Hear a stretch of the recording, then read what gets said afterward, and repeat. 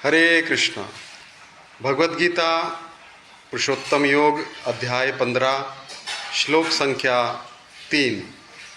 न रूपम अस्येह ततोपलभ्यते नान्तो न च आदिर्न च संप्रतिष्ठा अश्वत्थमेनं सुविरूढमूलम् असंग शस्त्रेण दृढ़ेन छित्त्वा। तो बड़ा ही सुंदर श्लोक है। भगवान इसमें संसार रूपी वृक्ष जिसके बारे में चर्चा चल रही है, पहले और दूसरे श्लोक में आपने देखा कि इसकी तुलना जो है एक उल्टे वृक्ष से की जा रही है। तो आप पुराने वीडियो में देख सकते हैं वो चीज़, जो मैंने अच्छे से उसका विवरण किया है।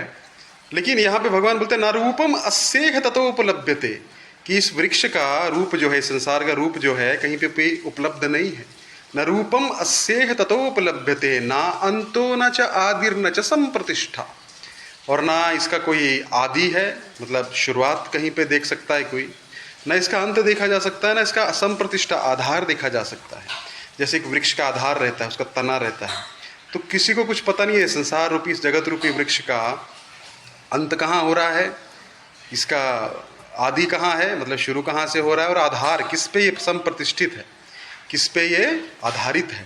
तो इस संसार में व्यक्ति जो है, जैसे हमने पिछले श्लोक में देखा था कि गुण प्रवृद्धा विषय प्रवाला, तो क्या हो रहा है, गुणों के प्रभाव से विषयों का भोग करने के लिए जीव क्या है, प्रमत्त है। और क्या हो रहा है, उस पेड़ में चक्कर काट रहा है, चक्कर काट रहा है, चक्कर काट रहा है, और कुछ पता नहीं लग रहा है कहाँ पे प्रतिष्ठा है, आधार है, कहाँ पे इसका अंत है, कहाँ पे आदि है ना। न रूपम अस्येह ततोपलभ्यते नान्तो न च आदिर न च संप्रतिष्ठा अश्वत्थमेनं सुविरूढ़ मूलम। अश्वत्थमेनं, ये हम पहले चर्चा कर चुके हैं कि जो वृक्ष है अश्वत्थ वृक्ष के समान है, बरगद के वृक्ष का। जब बहुत सारी जड़ें निकल जाती हैं, कोई समझ नहीं आता कौन सी जड़ कहाँ जा रही है। तो अश्वत्थमेनं सुविरूढ़ मूलम, और इसकी जो जड़ें हैं ना पूरी तरह गड़ी हुई हैं एकदम। आपने देखा होगा कि अभी भी कहीं कहीं पे बहुत पौराणिक, बहुत पुराने जो वृक्ष रहते हैं उनकी जड़ें जो हैं बहुत अंदर तक ज़मीन में गई होती हैं। तो उनको जब काटते हैं या उखाड़ते हैं तो बहुत मुश्किल होता है उसमें, कि जड़ें जो है गड़ चुकी हैं।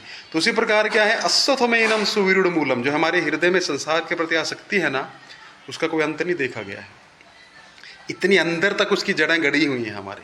तो भगवान ये संसार रूपी वृक्ष जो है बाहर तो है ही, लेकिन अंदर हमारे हृदय में जो गड़ा हुआ है उसकी भी भगवान यहाँ पे विवेचना कर रहे हैं। अश्वत्थमेनं सुविरूढ़ मूलम असंग शस्त्रेण दृढ़ेन छित्त्वा।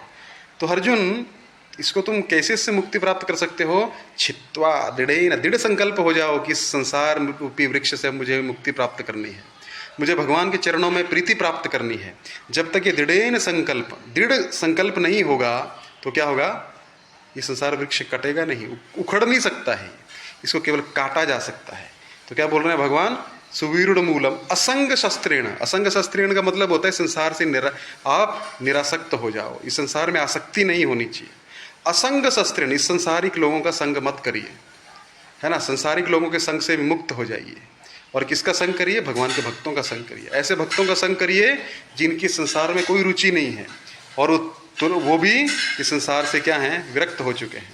तो असंग शस्त्रेण दृढ़ेन, दृढ़ता पूर्वक, छित्त्वा, छित्त्वा मतलब बोलते हैं ना छीलना, छित्त्वा मतलब काट देना, संस्कृत में छित्त्वा का अर्थ होता है काट देना। तो दृढ़ेन छित्त्वा, तभी ये कटेगा।